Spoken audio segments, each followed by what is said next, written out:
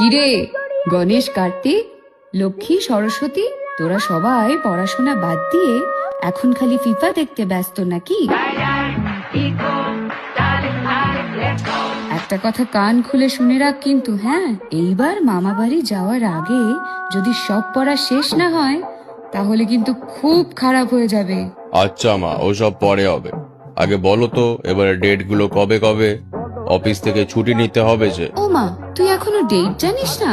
তাহলে শুনে রাখ, 16ই অক্টোবর ষষ্ঠী, 17 আর 18 অক্টোবর সপ্তমী, 19 অক্টোবর অষ্টমী, 20 অক্টোবর নবমী আর 21 অক্টোবর দশমী। গেল, আমার বসটা একদম মহা পাজি লোক।